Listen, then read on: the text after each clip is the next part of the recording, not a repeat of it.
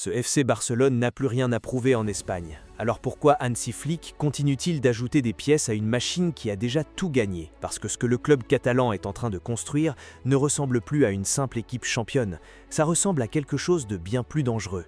Une génération entière qui arrive à maturité au même instant. Dans les prochaines minutes, on va décortiquer comment ce Barça a verrouillé l'Espagne 2 saisons de suite, comment Flick a transformé un groupe de jeunes talents en armée offensive, et pourquoi l'arrivée d'un seul joueur cet été pourrait faire basculer cette équipe du statut de meilleur d'Espagne à celui de meilleur d'Europe. On va aussi parler de ceux que personne ne connaît encore, ces gamins de la Masia qui font déjà trembler les recruteurs. Restez jusqu'au bout parce que la pièce la plus intéressante de tout ce puzzle arrive à la fin. Et si vous aussi vous pensez que ce projet mérite qu'on en parle sérieusement, dites-le en commentaire. Likez cette vidéo, abonnez-vous et activez la cloche pour ne rien manquer de nos prochaines analyses. Revenons un peu en arrière. Quand Hansi Flick prend les rênes du Barça, le club sort de 2 saisons sans le moindre trophée majeur. L'entraîneur allemand hérite d'un vestiaire jeune, parfois fragile, mais bourré de talents bruts. Personne à ce moment-là ne s'attend à une razzia immédiate. Et pourtant, dès sa première saison, Flick rafle le titre de champion, la Coupe du Roi et 2 Supercoupes d'Espagne. Son équipe termine l'exercice avec 102 buts inscrits en championnat, un chiffre qui écrase toute la concurrence espagnole. La saison suivante, rebelote. Nouveau titre de champion avec 95 buts marqués, la meilleure attaque du pays une fois de plus. Mais ce qui rend cette période vraiment particulière, c'est la manière dont Barcelone traite son grand rival. Lors de la première saison de Flick, les Blaugrana remportent les 4 classicos disputés, dont 2 finales en plus d'une Supercoupe et d'une Coupe du Roi face au Real. Un an plus tard, Madrid croit enfin tenir sa revanche en remportant un classico de championnat. L'euphorie madrilène ne dure pas longtemps. Barcelone répond immédiatement. Nouvelle victoire en finale de Supercoupe face au Merengue, puis un succès décisif au Camp Nou lors du Classico qui scelle le titre de champion. Pendant que les Catalans soulèvent encore un trophée, le Real Madrid d'Mbappé traverse une 2e saison consécutive sans le moindre titre majeur. Une crise si profonde que Florentino Pérez finit par rappeler l'un des seuls entraîneurs capables d'encaisser une telle pression, José Mourinho. Voilà pour le passé récent.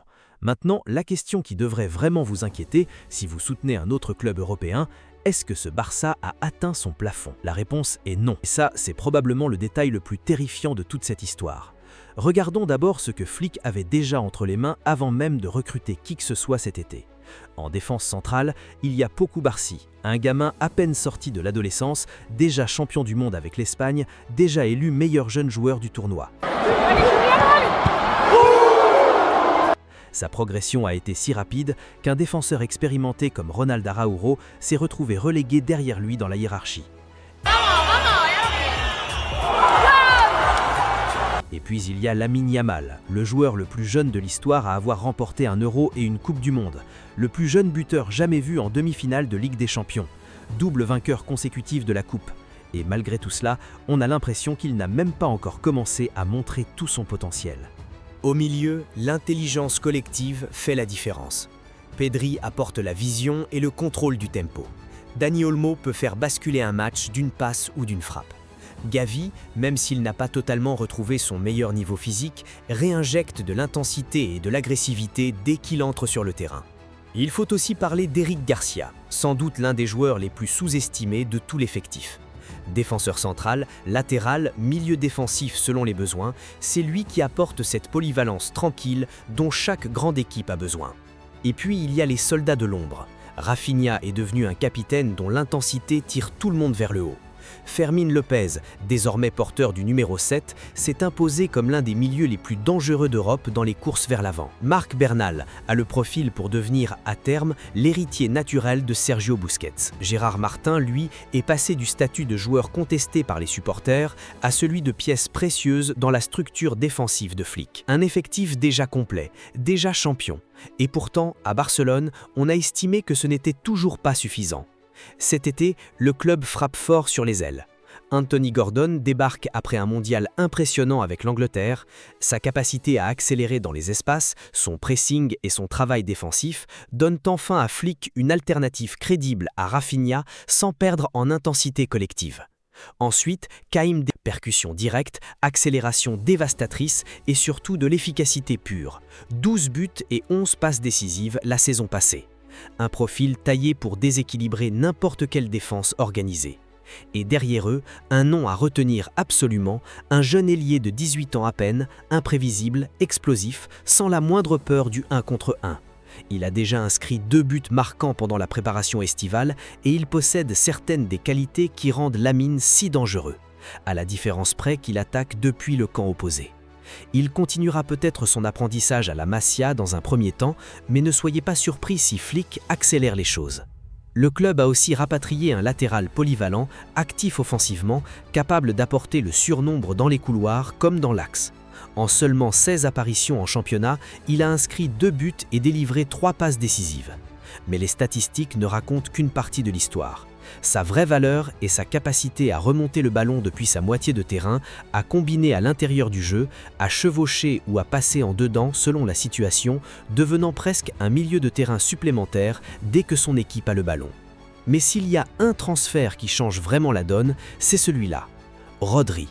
Ballon d'or, meilleur joueur du dernier mondial, champion du monde, considéré par beaucoup comme le meilleur milieu défensif de la planète. Sauf que Barcelone n'a pas simplement recruté un milieu de plus, le club a recruté le joueur capable de libérer tous les autres. Avec Rodri devant la défense, Pedri peut monter plus haut sur le terrain. Dani Olmo peut se concentrer sur les espaces entre les lignes. Les latéraux peuvent s'avancer sans crainte, parce qu'il y a désormais un verrou central capable d'absorber la pression et de relancer proprement.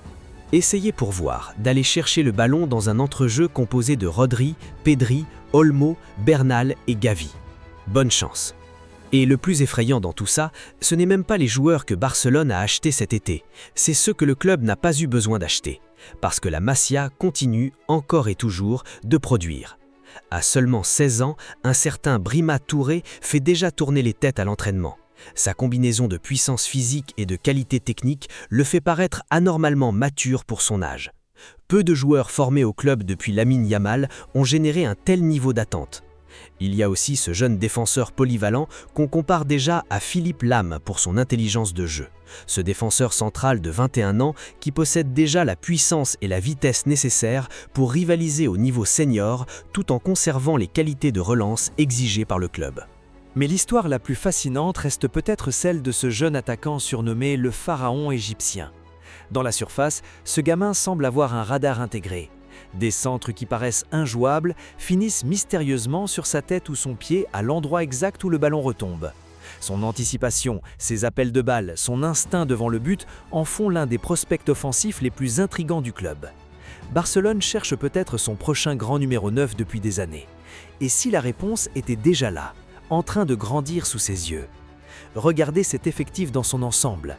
Des champions du monde, des candidats au Ballon d'Or, des joueurs qui entrent tout juste dans leur prime, des adolescents qui n'ont pas encore découvert leur plein potentiel, de la vitesse sur les ailes, de la créativité entre les lignes, du contrôle au milieu, de la profondeur en défense. Et au sommet de tout ça, Hansi Flick qui orchestre l'ensemble. L'ancien Barça était construit pour revenir au sommet. Celui-ci est construit pour y rester.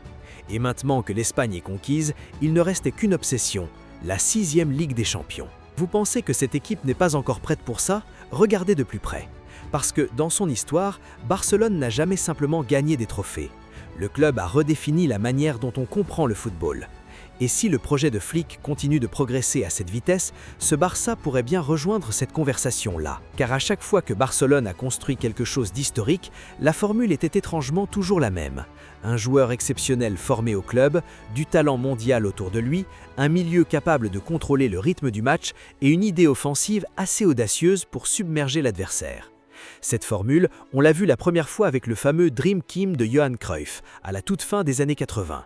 Cruyff n'a pas simplement ramené des trophées à Barcelone, il a donné une identité au club. Entre 1990 et 1994, l'équipe enchaîne 4 titres de champion consécutifs, couronnés par un premier sacre continental à Wembley en 1992. Une équipe pensée autour de la supériorité technique, du jeu offensif et de la conviction que contrôler le ballon, c'est contrôler l'adversaire. Il faudra ensuite attendre 2008 pour retrouver quelque chose d'aussi dominant. Guardiola arrive alors que le club vient de passer 2 saisons sans trophée majeur. Sa réponse, reprendre les principes de Cruyff et les pousser encore plus loin. Jeu de position, pressing agressif, combinaison permanente, confiance totale dans les jeunes issus du centre de formation. Dès sa première saison, le Barça remporte le triplé historique. Le symbole le plus parlant de cette révolution reste sans doute cette victoire écrasante au Santiago Bernabéu, 6-2. 2 réalisations pour Thierry Henry, 2 pour Lionel Messi, 2 pour la charnière Puyol-Piqué et un Xavi omniprésent avec 4 passes décisives dans ce seul match. Mais au-delà du score, cette rencontre révèle l'une des décisions tactiques les plus influentes du football moderne. Messi en faux numéro 9, un casse-tête impossible pour n'importe quelle défense. Le suivre, c'est laisser des espaces béants derrière. Le laisser filer, c'est offrir toute la liberté du monde aux meilleurs joueurs du monde. Puis vient Rome. Manchester United, champion d'Europe en titre, avec Cristiano Ronaldo dans ses rangs, censé représenter le vrai test pour ce jeune Barça. À la place, les Blaugrana les étouffent complètement. Samuel Eto'o ouvre le score avant que Messi n'inscrive l'un des buts les plus iconiques de sa carrière, s'élevant au-dessus de la défense anglaise pour marquer de la tête et sceller la 3e Ligue des champions du club. Cette année-là, Barcelone rafle absolument tous les trophées possibles. Championnat, Coupe nationale, Ligue des champions, Supercoupe d'Espagne, Supercoupe d'Europe et Coupe du monde des clubs. 6 sur 6. Messi, Henry et Eto'o devant, Xavi, Iniesta et un jeune Busquets qui commence juste à s'imposer au milieu. Cette formule refait surface après le Mondial 2010, largement dominé par une sélection espagnole construite autour du noyau catalan. La version la plus pure de ce Barça arrive peut-être en 2010-11. Là encore, la structure est identique. Des joueurs formés à la Masia en défense, l'ADN du club au contrôle du milieu, une pépite maison qui mène l'attaque et des signatures majeures autour d'elle. Le premier classico de cette saison résume tout à lui seul. 5-0 pour Barcelone, sans le moindre but de Messi. Et c'est justement ça le plus impressionnant. Il n'en avait pas besoin. Il a manipulé toute la structure défensive madrienne, créé les occasions pour ses coéquipiers et laissé les autres conclure. José Mourinho, alors sur le banc madrienne, ne trouvera jamais vraiment la solution face à cette version du Barça. Les chiffres de cette saison-là racontent à quel point la rivalité était intense. Barcelone termine avec 96 points et 95 buts marqués. En face, le Real de Mourinho inscrit 102 buts et cumule 92 points. Une attaque madrilène terrifiante portée par Cristiano Ronaldo, Benzema et Higuaín. Mais Barcelone reste tout simplement supérieur. Puis retour à Wembley 2 ans plus tard, à nouveau face à Manchester United, encore une fois sans avant-centre fixe. Pedro ouvre le score, Rooney égalise, puis Messi frappe de l'extérieur de la surface, avant que David Villa ne conclue d'une frappe enroulée magnifique. 3-1, 4e Ligue des champions pour le club, 3 titres de champion consécutifs sous Guardiola, 2 Ligues des champions en 3 saisons. Cette dynastie-là finit aussi par s'éteindre. Guardiola s'en va, Mourinho, désormais sur le banc du Real, réalise une saison historique à 100 points. Barcelone doit encore une fois se réinventer. Et c'est exactement ce qui se produit en 2014-2015. Cette fois, la révolution passe par l'attaque. Messi, Luis Suarez, Neymar, le fameux trio MSN. Plutôt que d'écraser l'adversaire uniquement par le contrôle du milieu, ce Barça peut désormais le détruire en transition, avec 3 attaquants capables de faire la différence individuellement. Manchester City tombe en 8e, le PSG est éliminé en quart, le Bayern Munich s'incline en demi-finale. Puis vient la Juventus, avec Pirlo, Vidal, Pogba et Tevez. Peu importe, Barcelone s'impose 3-1, Neymar scellant la victoire et offrant au club sa 5e Ligue des champions. Encore une fois accompagné du triplé national. Différents entraîneurs, philosophies tactiques différentes, générations différentes, mais en creusant un peu, on retrouve toujours les mêmes ingrédients. Du talent pur issu du centre de formation, des recrues de classe mondiale, un milieu capable de contrôler le tempo, des défenseurs centraux à l'aise balle au pied et des attaquants capables de transformer le contrôle du jeu en but.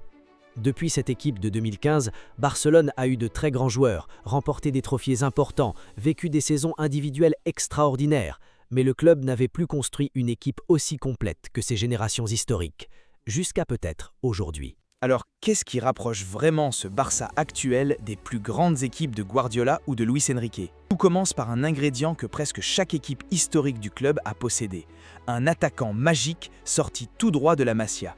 Et cette génération a Lamine Yamal. Jusqu'ici, Lamine a construit sa réputation en ailier droit, où sa capacité à éliminer en 1 contre 1, sa créativité et son pied gauche le rendent presque impossible à défendre. Mais la prochaine étape de son évolution pourrait être fascinante, tout comme Barcelone l'a fait progressivement avec Messi. Flick pourrait rapprocher Lamine du centre du jeu. Aujourd'hui, Lamine doit souvent réceptionner près de la ligne de touche, éliminer son défenseur, puis parcourir 20 mètres pour atteindre les zones dangereuses. En le rapprochant du centre, l'équation change complètement. Il peut désormais réceptionner directement entre le milieu et la défense adverse, combiner autour de la surface, influencer le jeu sans avoir à parcourir tout ce chemin. Et les nouvelles recrues rendent ce mouvement possible. Anthony Gordon et Kaïm Demi apportent la largeur et la vitesse pure sur les côtés. Le système offensif de Flick a besoin d'ailiers capables d'étirer le bloc adverse, de fixer les latéraux et de créer de l'espace dans l'axe. Si Gordon ou Demi restent larges et poussent les défenseurs vers la ligne de touche, Lamine peut alors attaquer l'espace qu'ils laissent derrière eux. Gordon fixe le latéral gauche, Lamine apparaît dans l'axe, Fermín López attaque la seconde ligne, Dani Olmo se déplace entre les défenseurs. Qui suit qui? C'est exactement le genre de chaos positionnel que Flick veut provoquer chez l'adversaire. Et c'est là qu'apparaît une autre similitude avec les plus grandes équipes du club, le contrôle du milieu de terrain. Jusqu'à présent, Pedri était la principale source de calme dans un système obsédé par l'accélération permanente. Chaque fois que Barcelone avait besoin de ralentir le jeu, d'échapper au pressing ou de se réorganiser, c'est vers lui qu'on se tournait. Aujourd'hui, il a Rodri à ses côtés. Flick veut que ses sentinelles participent pleinement à la construction à travers des combinaisons courtes et des rotations positionnelles avant d'accélérer soudainement vers l'avant. Rodri semble taillé sur mesure pour cette mission. Sa lecture du jeu lui permet d'anticiper la pression avant même de recevoir le ballon. Son positionnement crée constamment de nouveaux angles de passe et sa capacité à jouer court, à casser des lignes ou à changer le jeu lui permet de dicter où se développera la prochaine attaque. Et cela pourrait totalement libérer Pedri. Plutôt que de systématiquement redescendre vers la défense pour organiser le jeu, il peut désormais réceptionner plus haut et attaquer davantage le demi-espace gauche. Il pourra toujours redescendre aux côtés de Rodri en cas de besoin, mais il n'aura plus à porter seul toute la responsabilité de la relance. Rodri contrôle la base, Pedri connecte les lignes, Olmo et Fermín attaquent les espaces. Et Rodri apporte quelque chose d'encore plus précieux quand ses joueurs montent, la protection. Dès que le ballon est perdu, il peut immédiatement fermer les couloirs de passe centraux, presser le porteur du ballon ou se replacer devant la charnière centrale pour ralentir la contre-attaque adverse. Ça laisse de précieuses secondes aux joueurs offensifs pour presser à leur tour et retrouver une structure défensive cohérente.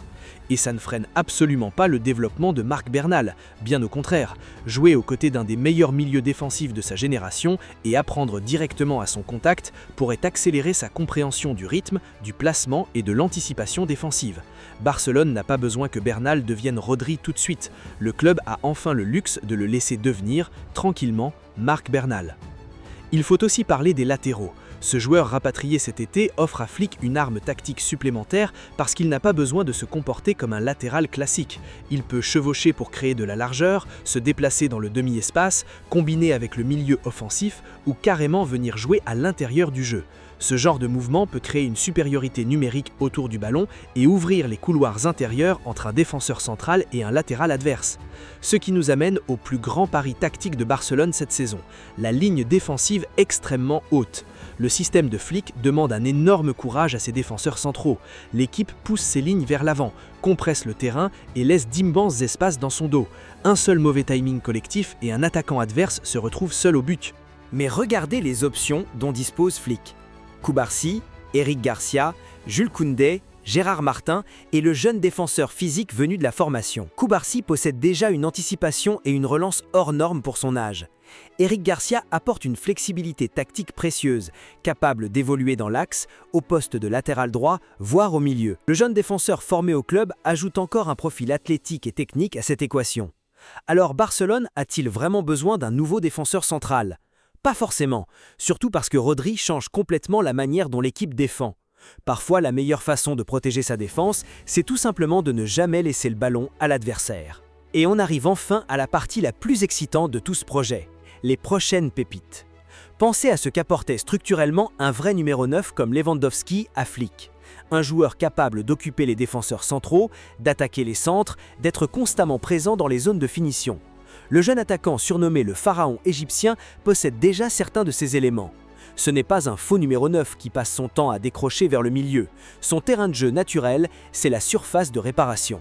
Donnez-lui des centres, des remises, des seconds ballons et son instinct fait le reste.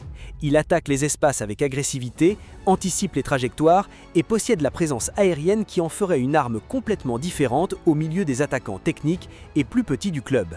Il y a aussi ce jeune ailier explosif de 18 ans, pur produit du 1 contre 1. Accélération franche, foulée longue et le courage d'attaquer sans cesse son défenseur direct. Il préfère partir de la gauche pour rentrer dans l'axe, mais peut aussi bien jouer sur l'autre côté ou combiner par le centre. Dans un effectif qui compte déjà Yamal, Gordon et Demi, il représente encore un profil différent capable de déséquilibrer une défense par la pure supériorité individuelle. Et sans doute le prospect le plus fascinant tactiquement reste ce jeune milieu de 16 ans difficile à définir tant il peut jouer à plusieurs postes. Intérieur, numéro 10, faux numéro 9, ailier droit. Sa puissance physique inhabituelle pour son âge lui permet de porter le ballon à travers la pression adverse, tandis que sa qualité technique lui permet aussi d'évoluer dans des espaces réduits. Il comprend comment attaquer depuis la seconde ligne, peut frapper de loin et surtout possède déjà la présence physique nécessaire pour participer immédiatement au pressing après une perte de balle. Cette polyvalence compte énormément, parce que Flick ne construit pas une équipe de 11 joueurs, il construit un groupe de solutions interchangeables. Et c'est peut-être ça la plus grande ressemblance entre ce Barça et les plus grandes équipes de l'histoire du club. De la jeunesse, de l'expérience, de la profondeur, de la polyvalence et une qualité technique presque déraisonnable. L'Espagne déjà conquise, reste une seule question, et elle donne le vertige. Cette génération est-elle capable de conquérir l'Europe ? Dites-nous en commentaire, selon vous, ce Barça peut-il vraiment aller chercher la 6e Ligue des Champions du club ? On se retrouve dans la prochaine vidéo.